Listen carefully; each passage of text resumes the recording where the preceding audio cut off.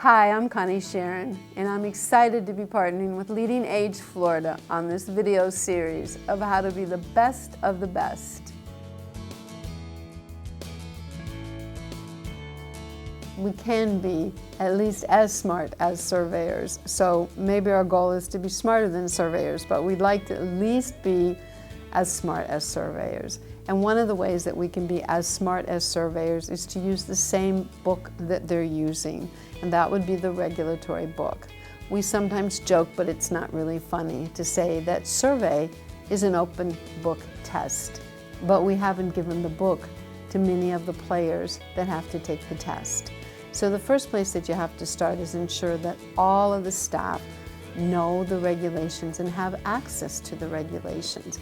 And they have the current regulations, because the regulations change. And so whatever system you're using, whether you're using the red books or whether you're using online, everybody needs to have access to the regulations. And then beyond that, there are actually around 167 regulations, and that's just on the federal side. That's not the Florida licensing regulations, but just on the federal side there's around 167 regulations.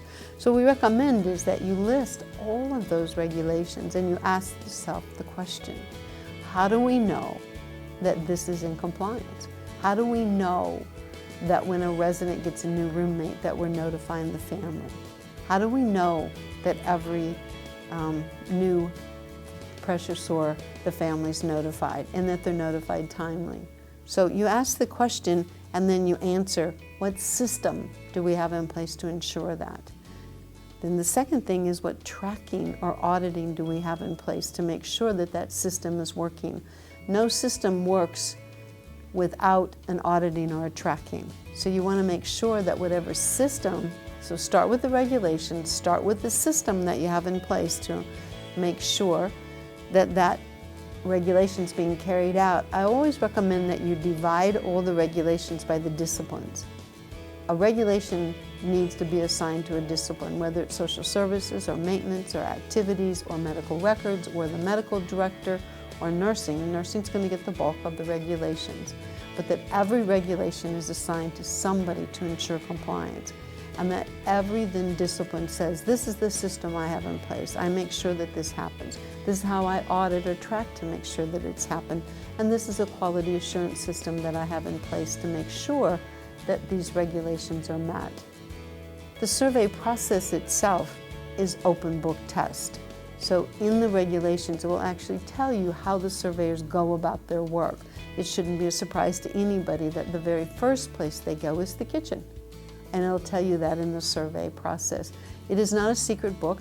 It is not just for surveyors only. The regulations and the guidance to surveyors are also the regulations and the guidance for providers. And so this includes the unit managers. It includes all the disciplines that they need to have access to the regulations and understand that yes, they're carrying out those regulations. And then they have the confidence when a survey team does come in, that they know that they're in compliance with the regulations. The three things that I find that are really important from a surveyor perspective that they really have to have in the records, one would be around falls. If a resident falls, you need to update the care plan, and on the shift that that resident falls, you need to have a new intervention. It might not be the intervention that you end up with, but you have to ask the question, what are we going to do to prevent this resident from falling again through the night or to the next day or till we can do a formal assessment? But you have to update the care plan with every fall. The second thing that is really important is that you have to measure your wounds every week. In the regulations, it will tell you the descriptors that they're looking for, and you have to every week. Sometimes people will ask me, well, can I do that 8 days? And they'll say, no, the regulations say at least weekly. So you can do it 6 days, but you can't do it 8 days. So every week you should have an assessment of the wounds.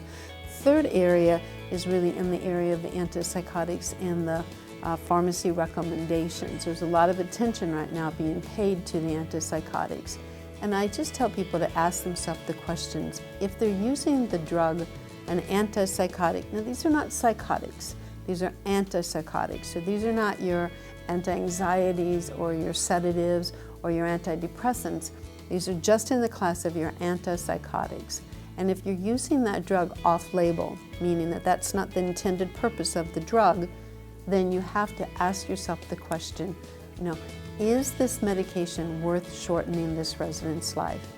Is the behavior that you're trying to address from this resident's perspective, is it worth shortening their life?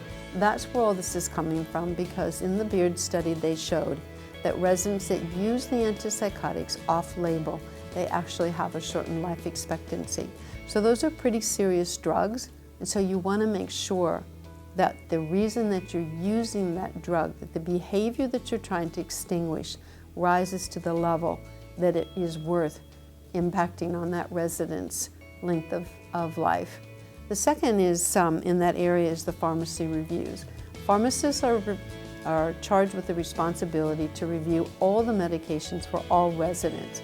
And when they find that the drugs have been used longer than the intended use, or they're using PRN medications longer than they should, or they're not following all the regulations, they will write a physician recommendation.